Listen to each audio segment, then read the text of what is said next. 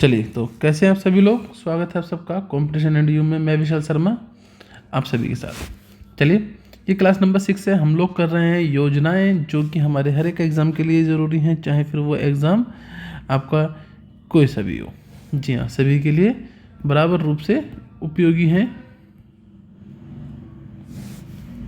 चलिए आगे बढ़ते हैं। इससे पहले हम 49 योजनाएं पढ़ चुके हैं, लगभग 50 योजनाएं। आज उससे आगे हम लोग बढ़ते हैं। योजना नंबर 50 को हम लेते हैं।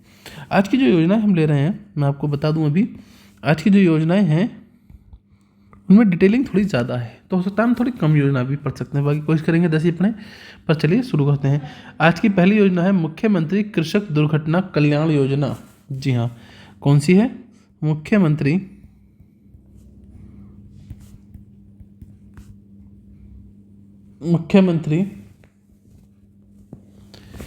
कृषक मुख्यमंत्री कृषक दुर्घटना कल्याण योजना।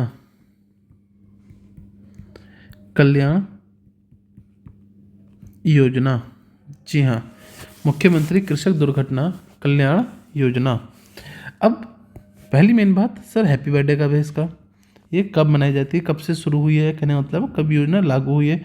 तो 21 जनवरी 2020। जी हाँ, 21 जनवरी 2020 को यह योजना लागू हो गई है। मुख्यमंत्री कृषक दुर्घटना कल्याण योजना, नाम याद रखना, काफ़ी ज़रूरी नाम है। असल में इस योजना का एक पुराना नाम भी है। मैंने बताया यहाँ पर डिटेल ज़्यादा मिलने वाली है। एक पुराना नाम भी है इसका, एक ये आपको मालूम होना चाहिए। इसका पुराना नाम है मुख्यमंत्री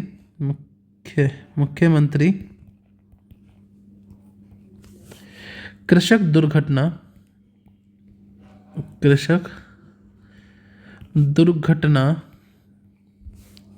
बीमा योजना। इसका नाम इसलिए चेंज कर दिया गया जिससे कि आपको दो नाम याद करने पड़े। बाकी कोई अंतर तो है नहीं, बस क्या अंतर है, यहाँ पर बीमा योजना लिखा है और यहाँ पर कल्याण योजना। ठीक है, तो पुराना नाम है बीमा योजना के साथ। अब साथ ही साथ इसका उद्देश्य क्या है, ये बड़ा मेन है सब। इसका उद्देश्य जो नाम से आपको पता चल ही रहा होगा, सर उद्देश्य क्या है, तो पढ़ ही लेते हैं। कृषकों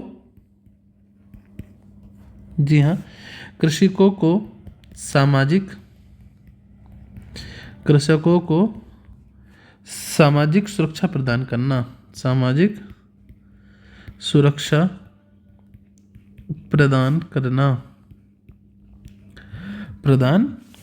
जी हाँ, सामाजिक सुरक्षा प्रदान करना वित्तीय सहायता देकर, है ना। कैसी सहायता देकर? वित्तीय सहायता। और वित्तीय सहायता कितने रुपए की?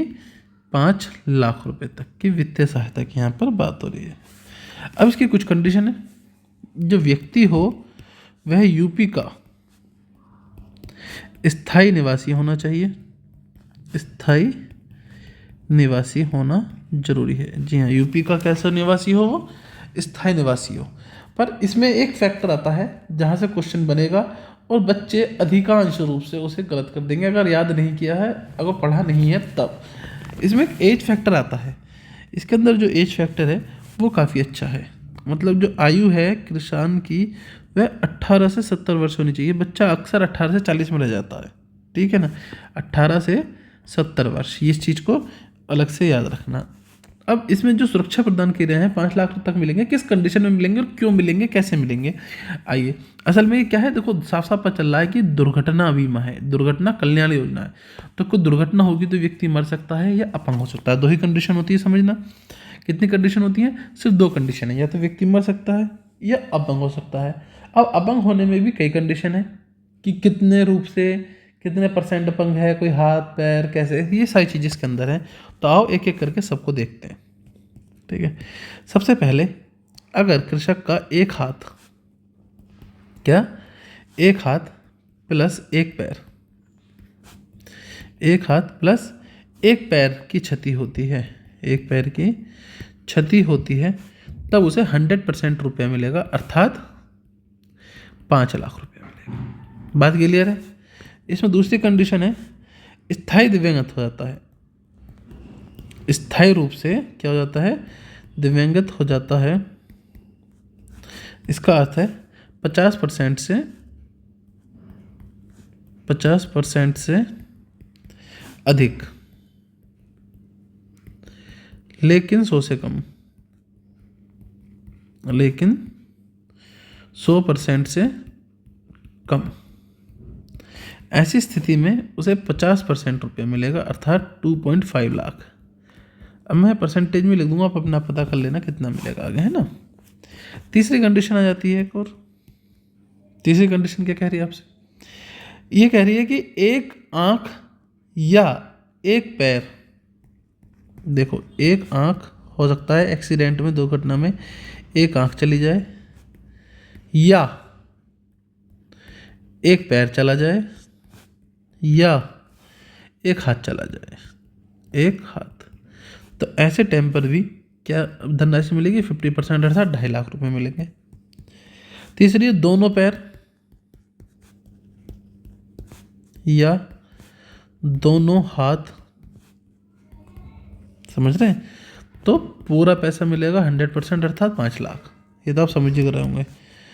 दुर्घटना में मृत्यु या पूर्ण शारीरिक अक्षमता आ जाए, क्या हो जाए दुर्घटना में? चलो दुर्घटना भी लिखना पड़ेगा, ना गलत समझ जाओगे आप। दुर्घटना में मृत्यु या पूर्ण शारीरिक अक्षमता, तब ऐसे टाइम पर भी 100% पे मिलेगा, अर्थात 5 लाख रुपया पूरा मिलेगा। तो यहाँ आपने देखा, ये पूरी की पूरी डिटेल है मुख्यमंत्री कृषक दुर्घटना कल्याण योजना, जिसका पुराना नाम है मुख्यमंत्री कृषक दुर्घटना बीमा योजना, जो कि लॉन्च हुई है आपकी 21 जनवरी सन 2020 को। ये सारी चीज़ें आपको याद रखनी है। जी हाँ, यह कृषकों को सामाजिक सुरक्षा प्रदान करता है। कैसी सुरक्षा? सामाजिक सुरक्षा प्रदान करता है, जिसके अंदर 5 लाख तक का आपका बीमा है। यूपी का स्थायी निवासी होना चाहिए, बहुत इंपॉर्टेंट है। उसकी एज 18 से 70 है, ठीक है ना। एक हाथ प्लस एक पैर की क्षति हो जाती है तो 100% पूरा 5 लाख रुपया मिलेगा। स्थायी दिव्यांगत या 50% से अधिक हो जाता है तो 2.5 लाख रुपये मिलेगा। आधा 50% मतलब एक आंख या एक पैर या एक हाथ हो तो 50% रुपये मिलेगा। दोनों हाथ या दोनों पैर हो तो 100% मिलेगा। दुर्घटना में मृत्यु या पूर्ण शारीरिक क्षमता हो तो 100% पैसा मिलेगा, अर्थात 5 लाख रुपया पूरा मिलेगा। तो ये थी हमारी योजना नंबर 50, जो आप लोगों ने यहाँ पर समझी है। चलते हैं 51 की तरफ। जैसे मैंने बताया, आज की जो क्लास है इसमें डिटेलिंग थोड़ी ज़्यादा देखने के लिए आपको मिल सकती है। इसमें कुछ योजना ऐसी हो सकती हैं जो पहले भी आप लोग देख चुके हैं। चलिए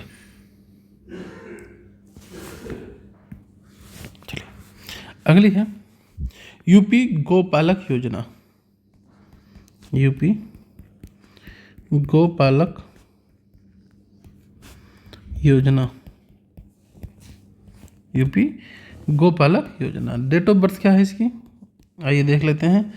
22 जनवरी 2019, 22 जनवरी 2019। आइए उद्देश्य क्या है इसका? उद्देश्य क्या है तो देखेंगे। डेयरी फार्मिंग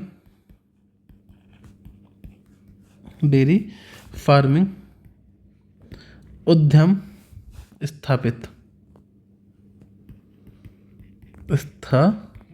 अर्थात मवेशी पालन।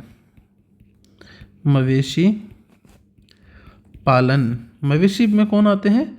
याद रखना, सिर्फ यहाँ पर जो बात हो रही है वो दुधारू पशु की हो रही है, ऐसा पशु जो दूध देता है, ठीक है ना। मवेशी पालन किस लिए? बेरोजगार लिख देते हैं। चलिए पहले से छोटी कर लेते हैं, नंबर की थोड़ी बड़ी हो रही है। सही है, हाँ। बेरोजगार युवा को स्वरोजगार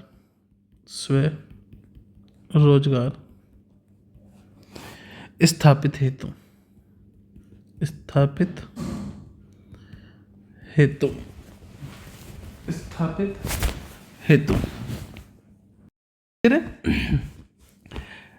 यहाँ पर ये जो कहानी है यूपी गोपालक योजना की है। 22 जनवरी 2019 को कहानी शुरू हो जाती है। डेयरी फार्मिंग उद्यम स्थापित करें या मवेशी पालन अर्थात दुधारू पशु। तो बेरोजगार युवा स्वरोजगार स्थापित हेतु ये काम शुरू किया गया। इसके लिए एक लोन मिलेगा। क्या मिलेगा? एक लोन मिलेगा, जो लोन होगा आपका 9 लाख रुपए का। ये 9 लाख रुपए का नहीं होता, असल 9 लाख रुपए तक होता है, ठीक है ना। ये एक लोन यहाँ पर प्रोवाइड किया जाएगा जो आपको बाद में चुकाना भी पड़ता है, ठीक है ना। चलिए, तो ये तो नॉर्मल बात। अब चल रहा है वर्ष 2024, समझेंगे इसी योजना के अंदर की कहानी है अभी। वर्ष 2024, नई गोपालक योजना का लाभ, नई गोपालक योजना का लाभ कैसे लें, ठीक है ना। क्योंकि 2024 तक इसमें कुछ चीज़ें चेंज हुई हैं, तो उसके बारे में यहाँ पर चीज़ देखी जाएगी और उसका लाभ आप कैसे ले सकते हैं उसके बारे में चर्चा करते हैं। चलिए, दूध देने वाले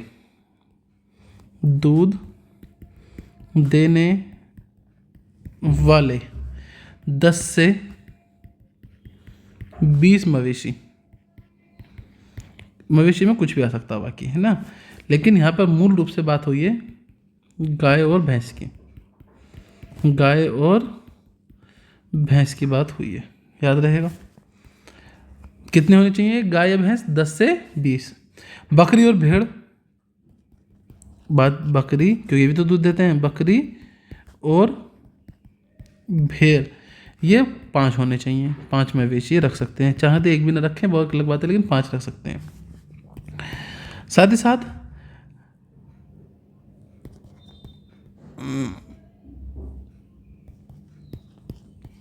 ऋण के पात्र होने के लिए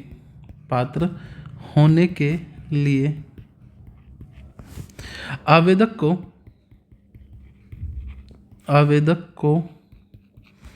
1.5 लाख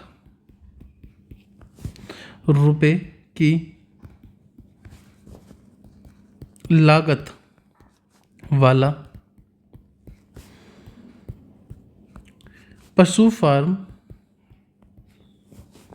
होना चाहिए।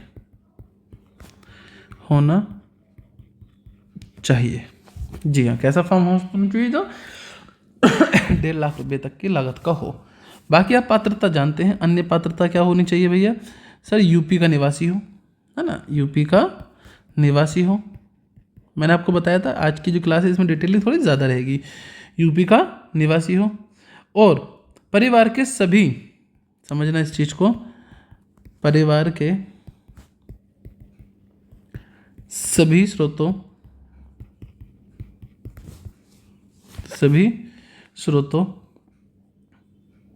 से प्राप्त आय 1 लाख से अधिक नहीं होनी चाहिए।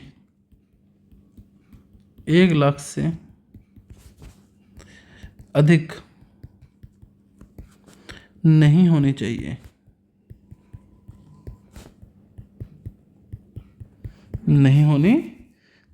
तो ये बात हो जाती है यहाँ पे यूपी गोपालक की।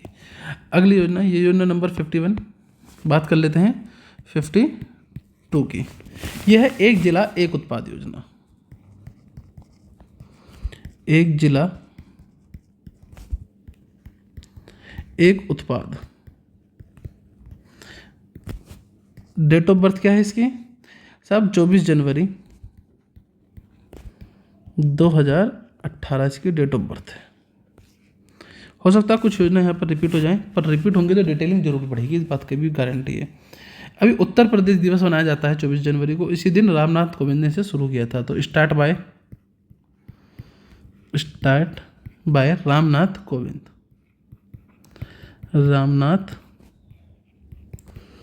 कोविंद, ये हमारे पूर्व राष्ट्रपति, ठीक है। उद्देश्य क्या है? इसका बड़ा सिंपल सा उद्देश्य है, कृषि क्षेत्रों को रोजगार पूरक बनाना। सिंपल सी बात है, कृषि क्षेत्रों को रोजगार पूरक बनाना, रोजगार पूरक बनाना। अब इसमें छोटे जिले हैं, है ना, ऐसे जिले जहाँ पर पुश्तैनी ये की काम होता है, तो उन जिलों को उसकी पहचान के रूप में देना। और इसका उद्देश्य ये भी है कि जीडीपी में 2% की बढ़ोतरी की वृद्धि, ऐसा अनुमान है, याद रखना अनुमान है ऐसा, ठीक है। चलिए, इससे बेरोजगारों को और ज़्यादा रोजगार मिलने के भी मौके मिलेंगे। अब आ जाते हैं कि ये इतनी सी योजना नहीं है, अब एक जिला एक उत्पाद के अंदर बहुत सारी चीज़ें आती हैं, उसमें मेन की हम यहाँ पर बात कर लेते हैं। इस पॉइंट को नोट के रूप में आप लोग देखेंगे ज़रा यहाँ पर। अब बात अगर हम करते हैं आगरा, एक जिला है आगरा। अब आगरा का किस चीज़ के लिए एक उद्योग में रखा गया है? चर्म उद्योग। एक जिला के उद्योग में आगरा किस लिए है? चर्म उद्योग के लिए। अब देखो कुछ नाम आपको बहुत अच्छे से याद होंगे। अलीगढ़ किसके लिए रहा होगा? आइडिया लगाइए, बड़े आराम से आप आइडिया लगा लेंगे। सर ताला, ताले के साथ साथ हार्डवेयर भी, हार्डवेयर भी। आपसे पूछे अंबेडकर नगर, तो यहाँ आपका भी गिर जाएगा, क्योंकि अक्सर बच्चों को याद नहीं होता। अंबेडकर अंबेडकर नगर, ये किस चीज़ के लिए होगा ज़रा बताइए। याद रखना, कपड़ा उद्योग, कपड़ा उद्योग के लिए होगा। बड़े आराम से याद कर लेंगे, है ना, अंबेडकर नगर। अगर आपसे पूछे औरैया, औरैया, तो औरैया जिला किसके लिए? देसी घी के लिए। औरैया जिला देसी घी के लिए और खाद्य प्रसारण के लिए भी, खाद्य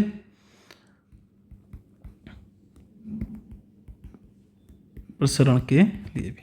क्लियर है? अयोध्या,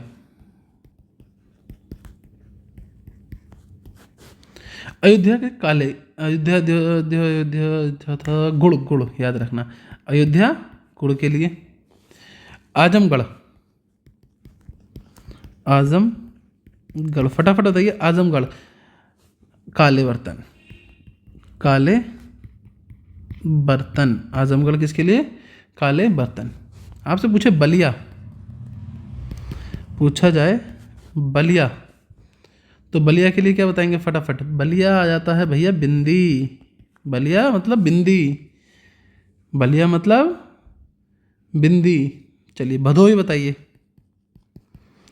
भदोही किसके लिए है? भदोही कालीन और दरी, ये तो याद हो गया होगा, कई बार एग्जाम में आया हुआ है। चित्रकूट बताइए, चलिए चित्रकूट, चित्रकूट किसके लिए है? लकड़ी का खिलौना, लकड़ी का खिलौना, लकड़ी का खिलौना। एटा बताइए चलिए फटाफट, एटा किसके लिए है? सर घंटी, घंटी समझते हो? घुंघरू, घुंघरू। पीतल उत्पाद के लिए भी है वैसे एटा, पीतल उत्पाद के लिए भी है। चलिए गाजियाबाद बताइए, गाजियाबाद बताइए, गाजियाबाद सर इंजीनियरिंग के सामान के लिए, बड़े आराम से पता कर लेंगे, इंजीनियरिंग के सामान के लिए, इंजीनियरिंग के सामान के लिए गाजियाबाद। चलिए गोरखपुर बताइए, बहुत ही मेन है, एग्जाम में मिलेगा। गोरखपुर, गोरखपुर टेरकोटा।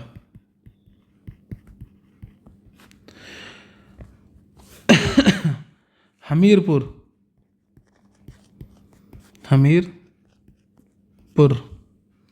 फटाफट बताइए, हमीरपुर जूते के लिए, हमीरपुर याद रखना। देखो ये एकदम क्वेश्चन बनेगा कि एक जिला एक उत्पाद योजना के अंतर्गत हमीरपुर किस लिए फेमस है, तो बताना जूतों के लिए, ठीक है ना।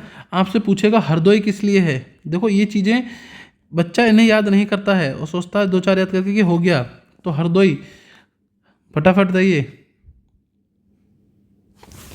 हरदोई किस लिए है? हरदोई, चलिए हथकरघा,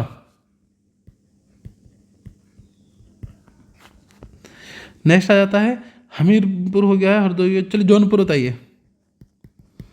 जौनपुर सर दरी के लिए, सर दरी के लिए तो भदोही बताया है, तो क्या हो गया, ये भी है।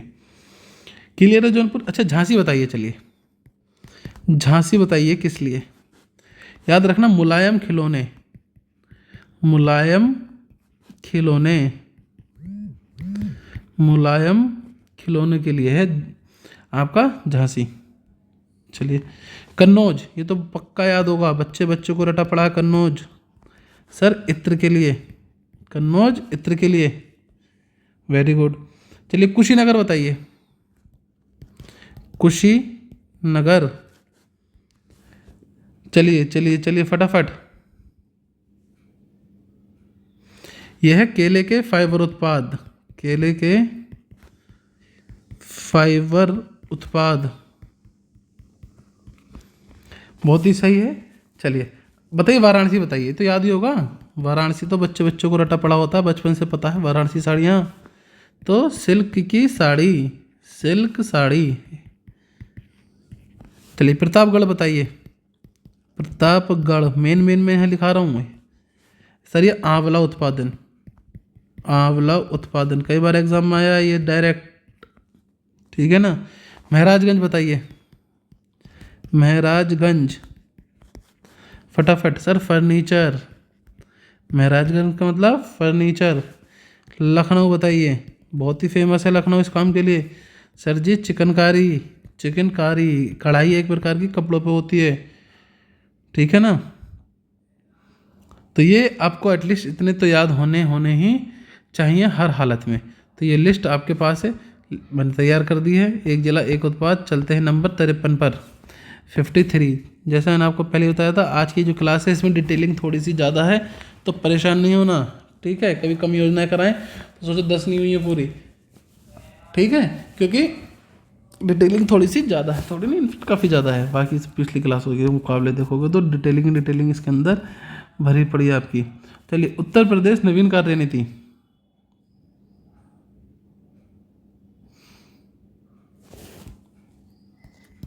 उत्तर प्रदेश नवीन कार्य नीति, उत्तर प्रदेश नवीन कार्य नीति। भैया ये लॉन्च कब हुई है, इसने बर्थडे कब मनाया, तो बताना। 28 फरवरी सन 2013 को नवीन कार्य नीति, उत्तर प्रदेश नवीन कार्य नीति, ठीक है ना। इसका उद्देश्य क्या था, इसका उद्देश्य क्या था, तो याद रखना इसका जो उद्देश्य था वो था कृषकों की स्थिति में सुधार करना, इसका उद्देश्य था। याद रहेगी, इसका क्या उद्देश्य था, यही इसका उद्देश्य था। अब देखिए इस उद्देश्य को पूर्ण करने के लिए इसमें बहुत सारी चीज़ें थी, ओरली बता देता हूँ, लिखने की उसकी आवश्यकता नहीं पड़ेगी, एग्जाम में फंसेगा नहीं। एग्जाम में यहीं से बस बनेगा, क्या बनेगा एग्जाम में ज़्यादा ज़्यादा, यूपी नवीन कार्य नीति कब लागू हुई, तो 28 फरवरी 2013 को हुई। उद्देश्य क्या था, कृषि की स्थिति में सुधार करना। अब सुधार कैसे किया जाएगा, इसके कुछ पॉइंट्स हैं, पर वहाँ से एक क्वेश्चन बनना थोड़ा सा मुश्किल है, तो एक बार सुन लीजिए।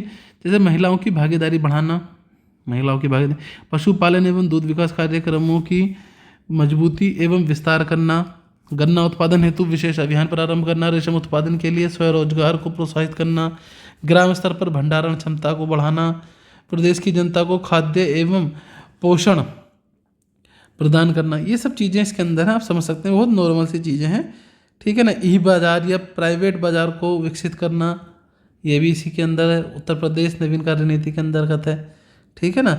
यही चीज़ इसके अंदर, जिससे कि कृषि की स्थिति को या कृषक जो है उनकी स्थिति में क्या होगा, सुधार आपको देखने के लिए मिलेगा, ठीक है ना। तो कुछ की पॉइंट थे जो मैंने आपको बोल के बता दी, लिखे नहीं है यहाँ पर, है ना, क्योंकि यहाँ से क्वेश्चन बनना थोड़ा सा मुश्किल पड़ जाता है। चलिए अगले इस पर चलते हैं, अगले 54 पर। 54 यह राष्ट्रीय पशु रोग नियंत्रण कार्यक्रम, ये क्या है, राष्ट्रीय पशु रोग नियंत्रण कार्यक्रम जी हाँ, आइए इसकी बात कर लेते हैं। साहब कब शुरू हुआ? ये हुआ था 11 सितंबर 2019 को शुरू। कब हुआ था? 11 सितंबर 2019 को। और याद रखना ये यूपी के मथुरा से शुरू हुआ था। यूपी के मथुरा से शुरू हुआ था, मोदी जी के द्वारा ये शुरू हुआ था। अब काम क्या है इसमें भैया, और समझ लेते हैं इसके अंदर के कार्य को भी, क्योंकि वहाँ से क्वेश्चन बन जाएगा। चलिए,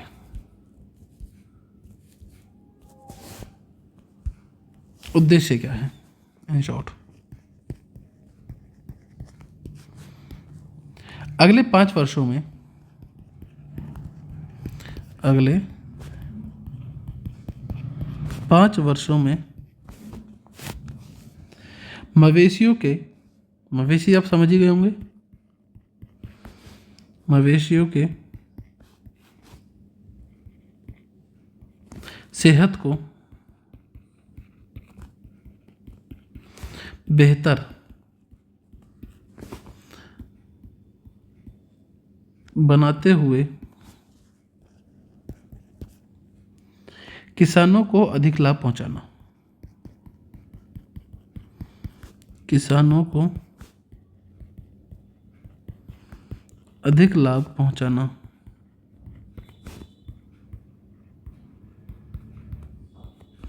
अधिक लाभ पहुंचाना।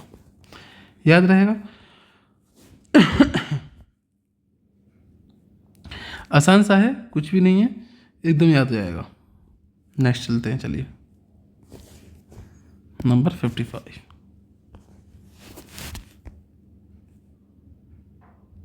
चलिए इससे आगे अगली क्लास में देखेंगे एक साथ, ठीक है ना। यहाँ पर रुक जाते हैं। राष्ट्रीय पशु रोग नियंत्रण कार्यक्रम पर हम लोग मिलते हैं आपसे अगली क्लास में। तब तक के लिए बाय बाय, आपका दिन शुभ हो।